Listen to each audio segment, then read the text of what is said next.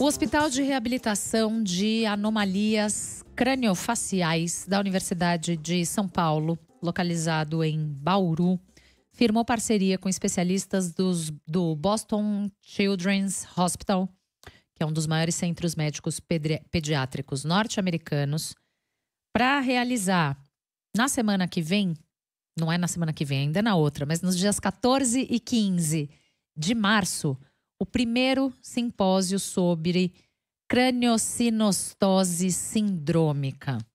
É mesmo um nome esquisito, mas a gente vai entender tudo agora com a neurocirurgiã do Hospital de Reabilitação de Anomalias Faciais da USP, Bauru, Michele Brandão. Bem-vinda. Boa tarde, tudo bem? Estamos tudo aqui bem para tentar esclarecer o que for possível. A gente também recebe aqui a Natália Gereissati e o Igor Cunha. Eles são pais do João, portador da síndrome de Apert. Também ajudaram a idealizar esse simpósio sobre o qual eu falei agora. Bem-vindos, Natália, Igor. Oi, Tatiana, boa tarde. Tudo bem? Boa tarde, Tatiana. Vocês estão bem? Tudo ótimo, graças a Deus. Que bom. Vamos lá, então. Vou começar com a doutora Michele. O que é craniosinostose sindrômica, doutora? Craniosinostose sindrômica é uma doença rara que faz parte do grupo das craniosinostoses. A gente fala que é sindrômica porque nesse grupo específico a craniosinostose foi determinada por alteração genética. Mas tem pacientes com craniosinostose que não têm alterações genéticas, né? Então, por que a gente separou esse simpósio em craniosinostose sindrômica? Porque tem pacientes afetados aí, Brasil afora, com muito pouca informação a respeito do tratamento que é necessário ser feito, onde fazer e principalmente quando fazer. Uhum. E é muito importante que esses pacientes iniciem o tratamento nos primeiros meses, idealmente nas primeiras semanas de vida. Então, precisa de um esforço conjunto da população, de toda a equipe de saúde, de todas as áreas, para que esses pacientes sejam diagnosticados e encaminhados para os centros de referência. Que uma flor desabrocha, você tem que pensar que conforme o cérebro da criança vai crescendo, esse crânio ele vai desabrochando e vai abrindo como uma flor, acomodando o cérebro dentro do crânio. Depois dos 2 anos, depois de alguns anos, é que os ossos fundem de verdade, mas nesse primeiro ano, os ossos eles têm que ir se esticando à medida que o cérebro vai crescendo. Se as suturas, que são esses híperes, estão fechados antes da hora, o cérebro ele quer crescer, mas o crânio fica ali, sendo um impedimento para o desenvolvimento do cérebro. Se poucas suturas estão afetadas, essa compressão do osso em cima do cérebro é menor, mas no caso dos sindrômicos, pode ser que várias suturas estejam fechadas. Então, o cérebro, ele quer se desenvolver e crescer, só que o crânio, ele não cresce no ritmo que o cérebro precisa. O osso da cabeça acaba sendo como se fosse um sapato menor do que o tamanho do pé, Sim, entendeu? Então, sim. O cérebro fica apertado dentro do crânio, e isso compromete o desenvolvimento da criança. É possível tratar, o tratamento é cirúrgico, mas é um tratamento efetivo. O que a gente precisa é tratar na hora certa para não trazer prejuízo para essas crianças. Qual é a causa ou as causas dessa doença, doutora? A causa da craniosinostose sindrômica são alterações genéticas que passam de geração para geração. De repente, um casal que não teve nenhum parente na família sofre uma mutação no gene, nesse gene específico, né, desses genes específicos que vão causar a craniosinostose. Muito importante, então, saber que essa criança que tem a craniosinostose sindrômica, ela vai ter um gene alterado. Então, se ele tiver um filhinho ou uma filhinha, pode ter uma chance, né, de 50% do filho ou da filha ser afetado também. É uma doença genética. Nem todas as craniosinostoses são sindrômicas. Eu preciso frisar aqui para não... Né, são 4 tipos, pelo que eu li, é isso? São muitas, são mais de 150 tipos. É que tem algumas... Um pouco mais de 4. Uhum. É que a Apert, né, que é o exemplo que a gente está trazendo mais aqui, por causa da experiência da Natália e do Igor, é uma delas, o Cruzon é outra, o Pfeiffer é outra, mas tem várias craniosinostoses sindrômicas. Mas o cuidado para todos os pacientes, né, é isso que importa. O paciente precisa do mesmo cuidado, independentemente da síndrome exata do nome da síndrome que ele recebeu. Tá. E é esse esforço que a gente está trazendo aqui, né? Dessas crianças terem amparo o quanto antes. Tá bom. Quero ouvir um pouquinho a Natália e o Igor, que viverão na prática a dificuldade de um direcionamento para um tratamento adequado ao terceiro filho deles, o João. João tem quantos anos hoje, Natália e Igor? João tem 6 anos. 6 anos. Ele tem síndrome, é portador de síndrome de Apert. O que é a síndrome de Apert? E como é que vocês receberam esse diagnóstico? O diagnóstico não foi feito, né, não foi identificado durante a gravidez, como a grande maioria dos casos. Então, quando nasceu, foi aquele choque para todos. Para a gente foi um choque, para os médicos foi um choque.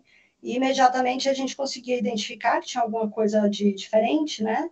Porque, tipicamente, no Apert, a criança nasce com os ossos do crânio fundidos e os ossos dos dedinhos, das mãos e dos pés também fundidos, né, grudadinhos. Então, imediatamente a gente viu que tinha alguma coisa ali diferente. Foi um susto para todo mundo. No nosso caso, demorou ali uns 3 dias para o diagnóstico sair. Primeiro foi um diagnóstico clínico, depois a gente fez um exame genético, um mês depois a gente teve a confirmação através do exame genético. Tá. E a partir daí, desse diagnóstico, qual foi a dificuldade que vocês encontraram, Igor, na busca por informações e por tratamento? Nós encontramos um diagnóstico aqui, uma recomendação cirúrgica, que, enfim, teria que fazer transfusão de sangue e UTI, e com a pesquisa, e foi assim, foram informações difundidas, assim, difíceis assim, a gente conseguir fazer um entendimento completo do tratamento, quanto tempo duraria, e das outras dúvidas que a gente tinha, porque não sabia se a criança ia enxergar, se ia andar, enfim. Então, a gente acabou encontrando no Boston Children's Hospital uma maior organização em termos de informação e um tratamento menos invasivo, né? Então, lá, a cirurgia que ele fez, essa primeira cirurgia com 3 meses, ele foi 1 dia de cirurgia e no dia seguinte foi para casa tomando Tilenol. Então, isso foram duas coisas super importantes que a gente encontrou no tratamento, que nos deu mais conforto de fazer lá no Boston Children's. Como é que vocês chegaram no Hospital Infantil de Boston? Foi um médico que recomendou isso para vocês? Vocês foram estudar por conta própria e fazer pesquisa por conta própria? Como foi esse caminho? Foi uma jornada muito nossa, eu diria. A gente, no início, teve muita dificuldade de encontrar informação. A gente tinha muito apoio da família, eu acho que isso fez toda a diferença e faz toda a diferença para qualquer pessoa que passe por um problema assim. Então, a nossa família focou todas as energias em buscas com médicos e através de internet. E, finalmente, a gente achou, eu diria que mais por internet, primeiramente, e depois da informação na internet, que estava muito bem organizada, por isso que a gente sentiu segurança também. Houveram outras confirmações através de médicos fora, que a gente conhecia, e assim a gente chegou no Boston Children's. É uma coisa importante de falar, que além dessa técnica menos invasiva, e foi isso que nos atraiu ir para lá, lá também é um centro de pesquisa.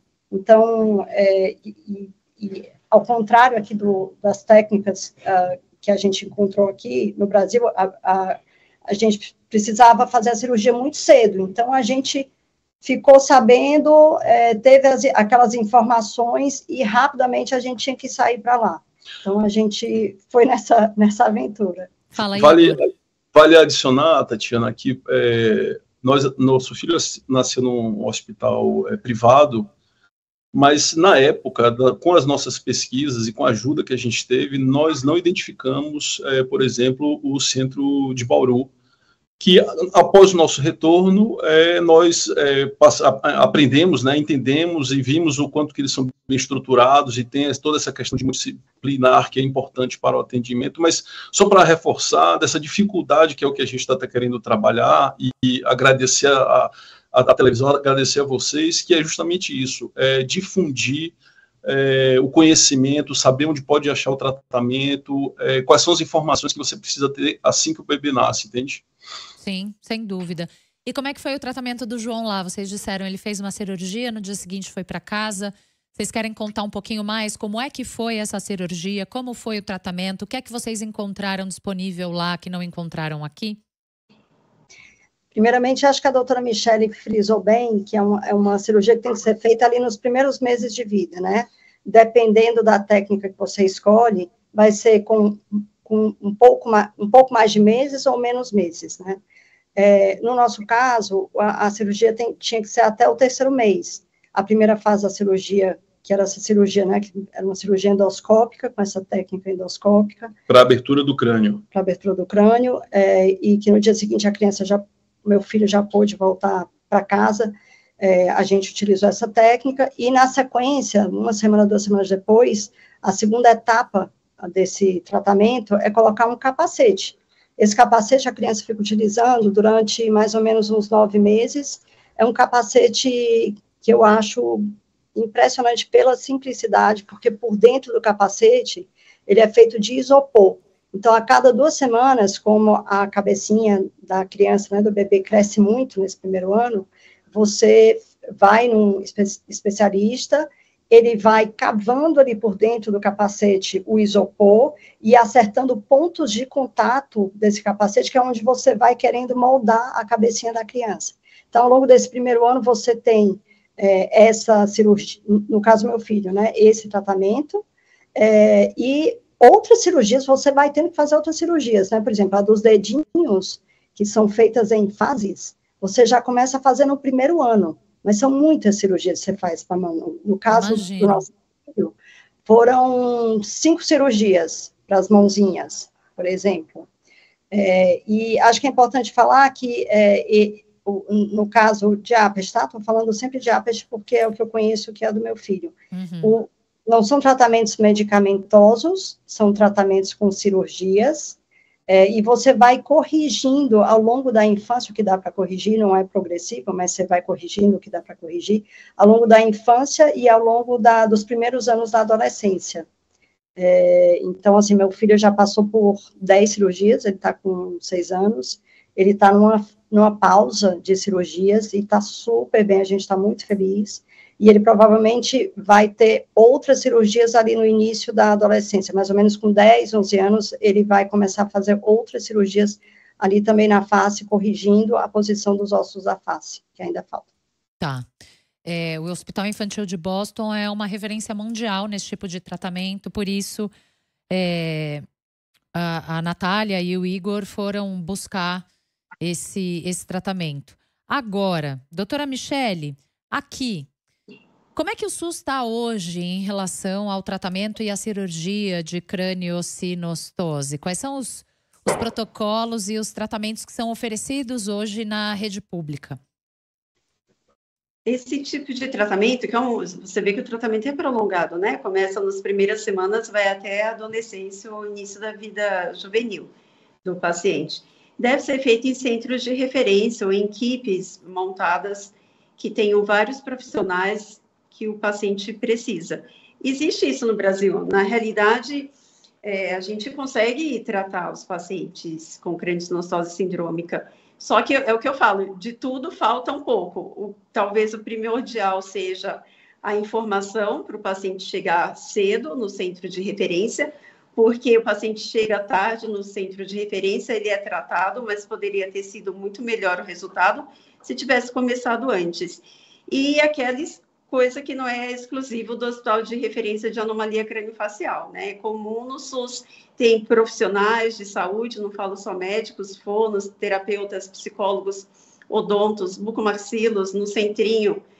A gente tem de ótima patamar, pessoas do exterior vêm aprender aqui com a gente, mas ora falta o capacete, ora falta o distrator, ora falta a placa, ora falta alguma coisa. A gente está no esforço conjunto, aí é uma luta contínua, né? Aquele negócio de matar um leão por dia, para não faltar nada para os pacientes, mas é necessário um investimento do governo, um investimento aí da sociedade em termos de conscientização e dos órgãos públicos de recursos para que nenhum material falte para os pacientes, para que não haja atraso no tratamento. É um tratamento caro? Quer dizer, um dos É desafios caro. pode ser o custo?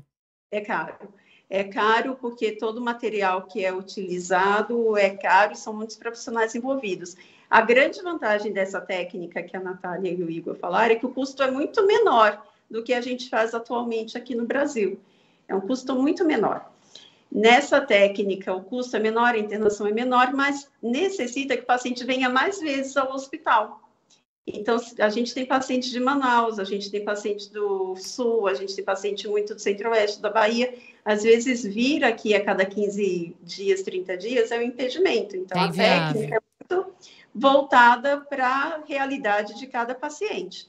Mas o que a gente queria? Para cada paciente, escolher a técnica cirúrgica ideal para ele. Que ele pudesse vir no tempo certo, que a gente não tivesse limitação de material, para que não houvesse atraso na cirurgia, porque não tem aquele material naquele momento, porque assim a gente conseguiria, né?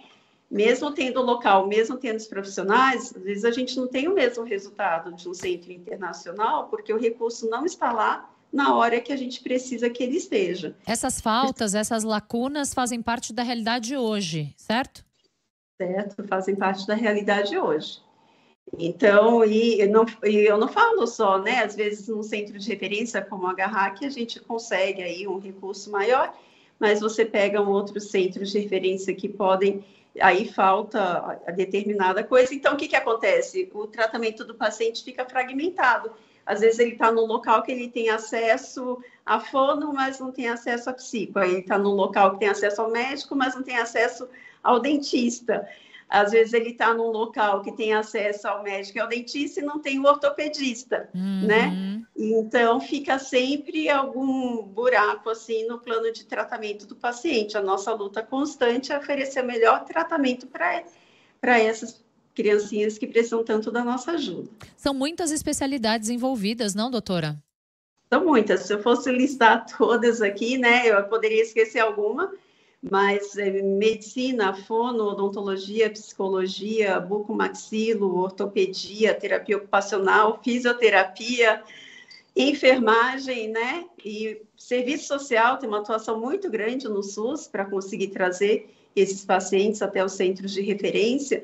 Na realidade, praticamente todo pediatra, assim, que medicina eu estou envolvendo todas as especialidades, são várias dentro da medicina, inclusive. É uma equipe muito grande para dar assistência, mas tem a equipe, né? Precisa juntar a equipe, recurso e o paciente chegar no tempo certo. Muito bem. Eu acho que à medida que a gente conseguir confluir todos esses fatores aí, vai ser uma satisfação muito grande mesmo. Qual pode ser o produto prático desse simpósio? O que é que pode sair desse encontro que possa trazer melhoras para o tipo de tratamento que a gente oferece aqui? As políticas públicas dependem muito de números, né? Saber quantos pacientes tem, onde que esses pacientes estão, se os estados que esses pacientes moram têm recurso. Então, o registro dos pacientes é muito importante mesmo para você determinar para onde que a verba deve ser encaminhada e para qual necessidade.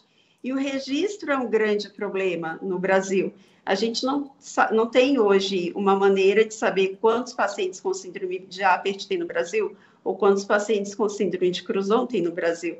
E isso é bem prático do simpósio. A gente vai ter palestras especificamente sobre esse assunto de profissionais da área de medicina e de profissionais de fora da área de medicina. E a gente quer finalizar o simpósio com o compromisso dos grandes centros de referência no aprimoramento do registro dos pacientes, para que isso traga um impacto nas políticas públicas. Muito bem. Então, esse simpósio acontece nos dias 14 e 15 de março de 2024, em Bauru, né, doutora Michele? Isso mesmo, Bauru, interior de São Paulo. Onde vai ser, hein? Na Faculdade de Odontologia de Bauru, que é o campus onde está o Hospital de Reabilitação de Anomalia Craniofacial. Tem um apelido, tá? O hospital. O apelido é Centrinho. Então, vai ser no Centrinho, pessoal. No Centrinho, Muito bem. Se você quiser mais informações, você pode acessar o Simpósio CS, C de crânio e S de síndrome, eu imagino. Simpósiocs.com.br. Falei tudo certo? Tudo certo. Natália, Tatiana, Igor, tem algo que vocês queiram dizer? Diga, Igor. Sim, de falar que o simpósio foi pensado, a gente organizando o maior número possível de médicos e instituições do sistema de saúde, abrangendo, digamos assim, o Brasil inteiro. Então, tem neurocirurgiões, digamos assim, de todas as regiões do país estarão lá, assim como planos de saúde, enfim, todo o sistema, para que na manhã seja discutido a questão de protocolos e melhores formas de poder atender esses pacientes, e à tarde, então, discutir o que precisa de melhorar no sistema, para que, então, a gente crie um documento e possa, então, trabalhar junto com o Ministério da Saúde e junto até com os hospitais, seja público ou privado, para que essa informação, então, que vai passar a existir, né, de como tratar, quando tratar, qual toda a jornada do paciente e as melhorias que a gente pode alcançar, em toda a região do Nordeste, do Brasil, vai ter um especialista, vai ter uma informação disponível para que aquele paciente, aquela criança, na hora que nasça, ela consiga acessar a informação e consiga ter o melhor encaminhamento possível. Muito bem. Eu quero agradecer muito a presença de vocês aqui hoje no Estúdio CBN, Natália Gereissati, Igor Cunha, pais do João, portador da síndrome de Apert. Muito obrigada, idealizadores desse simpósio sobre o qual a gente falou aqui. Muito obrigada por estarem aqui hoje falando sobre isso. Um beijinho para o João. Obrigado, Tatiana, pelo espaço e pela divulgação. Obrigada, Tatiana.